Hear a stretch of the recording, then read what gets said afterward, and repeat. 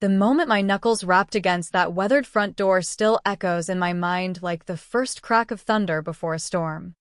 It was a crisp Saturday morning in our Atlanta suburb, the kind where dew still clung to the grass and the air smelled faintly of cut lawns and distant barbecue smoke. My heart hammered against my ribs, not just from anger, but from the raw, protective ache that had been building for weeks. I stood there on the porch of a modest ranch-style house with peeling beige paint and an overgrown yard, clutching the school directory page where I'd circled the address in red ink. My name is Jeremy Walsh. I'm a 42-year-old project manager at a logistics firm, and for the past 5 years I've been raising my son Ethan alone. Ethan turned 8 last month. He's sharp as a whip, obsessed with building intricate Lego cities and reciting dinosaur facts like a little encyclopedia. But those burn scars covering his arms and part of his chest from the apartment fire that claimed his mother Hannah, they've marked him in ways deeper than skin. The fire happened when he was 3, in our old building on the east side. I was at work when the call came. By the time I got there, the structure was collapsing, and Hannah never made it out. Ethan survived only because one firefighter risked everything to carry him through smoke and flames. We'd moved districts for my promotion, hoping a fresh start would shield Ethan from stares and whispers. Instead, it exposed him to something worse: deliberate cruelty. It began subtly, kids scooting away at lunch, giggles behind hands. Then Tyler Thompson, a boy in his class, zeroed in. Tyler's taunts escalated fast. "Hey, monster arms," he'd sneer during recess. "Bet that's why your mom ditched you. She couldn't stand looking at you." The words twisted like knives when Ethan repeated them to me one evening while we sat at our kitchen table. His homework forgotten. "Dad," he whispered, eyes downcast. "Am I really a monster? Tyler says no one wants a family with someone who looks like this." His small voice cracked, and I knelt, cupping his scarred arms gently. "Buddy, listen to me. Those marks on your skin? They're badges of how tough you are. You fought through hell and came out swinging." Tyler's words say more about his own hurt than anything about you. I reassured him with stories of his favorite dinosaurs surviving extinction events. But deep down, my blood boiled. I tried the proper channels first. Meetings with Ethan's teacher, Mrs. Alvarez, brought sympathetic nods but little action. She cited home challenges for Tyler without details. The principal, Dr. Norris, droned on about peer mediation and inclusion assemblies, promising change that never materialized. Weeks dragged, and Ethan's nightmares returned, worse than before. He woke screaming about flames and monsters, begging me not to send him back. The torn dinosaur t-shirt was the breaking point. Tyler had ripped it off him during recess, laughing with his crew. That night, after tucking Ethan in, I made my decision. The school had failed us. It was time to face Tyler's father directly. Driving over, my mind raced through worst-case scenarios, shouting matches, threats, maybe even a physical confrontation. I rehearsed my speech, calm but firm, demanding accountability. The door opened after my third knock, revealing a man in his early 40s, tall and broad-shouldered, but carrying himself with careful stiffness, like someone nursing old injuries. Gray threaded his dark hair, and faint scars crisscrossed his hands and forearms. His eyes, tired and guarded, met mine. "Can I help you?" he asked, voice low and measured. "Are you Tyler Thompson's father?" I replied, fists clenched at my sides. "I'm Jeremy Walsh. My son Ethan is in his class." Recognition flickered across his face, quickly replaced by weary resignation. He stepped aside. "Come in." I figured this might happen eventually. The house inside was tidy but sparse: functional couch, plain coffee table, A few framed photos on the mantel showing Tyler mostly with his dad. No mother visible in recent shots. He offered coffee. I declined sharply, launching into my grievances, the taunts, the isolation, the psychological toll on my 8-year-old. Your boy calls him a monster because of his scars. Tells him that's why his mother died. Do you have any idea what that's doing to Ethan? His shoulders slumped. I've tried talking to Tyler. He's been angry, struggling since his mom left. Family's been rough. My voice rose. Rough doesn't excuse tormenting another kid. He ran a hand through his hair, apologizing but clearly unaware of the full extent. Then came the question that shifted everything. You mentioned scars. What kind? The suspicion in his tone made me pause. But something vulnerable in his eyes made me pull out my phone. I showed a recent beach photo where Ethan's scars stood out clearly against the skin. He stared, hands trembling. Oh God, he whispered. I know those scars. The room seemed to tilt. What do you mean? He looked up, pain etched deep. Mr. Walsh. What was your wife's name? Hannah, I said, ice forming in my veins. Hannah Walsh. His face drained of color. The fire. 5 years ago. On George Street Apartments. The words hung heavy between us, thickening the air like smoke from that long-ago blaze. I felt my knees weaken as the pieces slammed together. How do you know about that fire? I demanded, voice barely steady. He sank into a worn armchair, burying his face in scarred hands. Because I was there, he said, words muffled but cutting through the silence like a blade. I'm Eugene Thompson, Gene DeMost. I was the firefighter who pulled your son out. The world narrowed to a pinpoint. This tired, scarred man before me, the one whose son had been bullying Ethan, was the same hero the fire chief had praised years ago. The one who'd braved collapsing beams and toxic smoke to save my boy when I couldn't even reach the scene in time. That's impossible, I stammered. The reports said Eugene Thompson. You're Gene? He nodded slowly, rolling up his sleeves to reveal more extensive scarring, twisted skin from second-degree burns. A shoulder that didn't quite move right. Part of the ceiling came down on me, crushed my shoulder, broke ribs, burns everywhere. But the worst part wasn't the pain. His voice dropped lower, laced with guilt that had clearly festered for years. I only had time for one trip up those stairs before the building became a death trap. I had to choose, push deeper for the woman trapped in the bedroom or grab the little boy crying out from the hallway. I chose the boy. Your son. Tears burned my eyes. But they weren't born of rage anymore. They were something rawer: recognition, shared devastation. You saved Ethan, I said quietly. But you couldn't reach Hannah. Jean's shoulders shook. She was already unconscious from the smoke. The chief told me later she wouldn't have made it regardless. Still, I've replayed it every day, wondering if I hesitated too long, if I could have done more. I left the department after that. Panic attacks. Drinking to quiet the nightmares. Couldn't trust myself with lives anymore. Tyler's mom left 2 years back. Said she couldn't live with the shell of a man I'd become. Now Tyler's carrying that anger, acting out at school because he blames me for everything falling apart. We sat in heavy silence, the kind filled with unsaid regrets and fragile understanding. I thought of Ethan's nightmares, his questions about his mom, the way he'd trace his scars absently while watching old home videos. Jean's story mirrored my own grief, but from the other side, the rescuer haunted by the one he couldn't save. You don't blame me? He asked finally, voice cracking. Blame you? Jean. I've spent 5 years thanking a nameless hero for giving me my son back.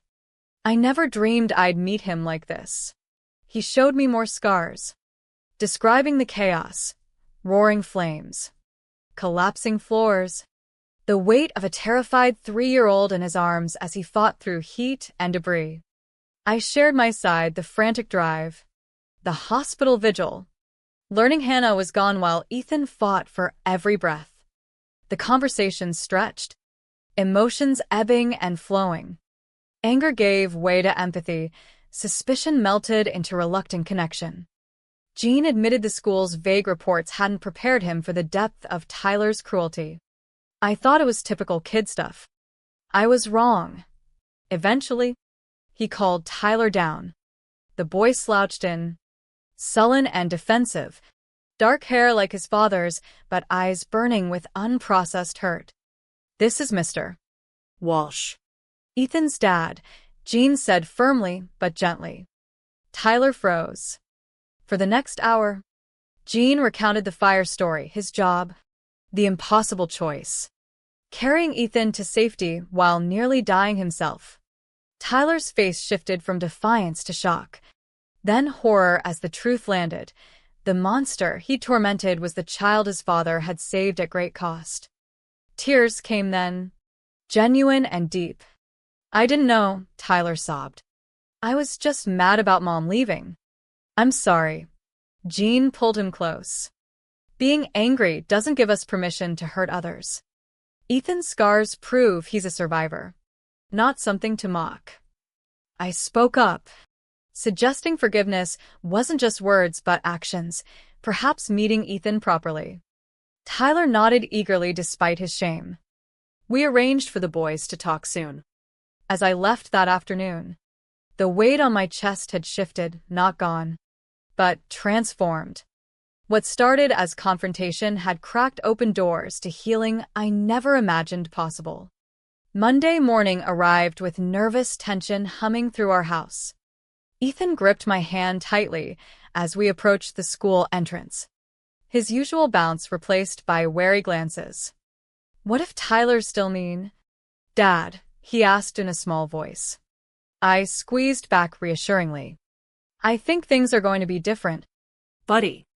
But if not, you come straight to me." Gene had coordinated with the school for this moment, though Ethan knew nothing yet. Tyler appeared almost immediately, Gene a few steps behind for support. The boy approached with a serious but sincere expression, hands fidgeting. "Ethan, I'm Tyler. I'm really sorry for everything I said and did. Calling you names, ripping your shirt, making you feel bad about your scars, it was wrong. I was angry about stuff at home and took it out on you. My dad told me the truth about the fire."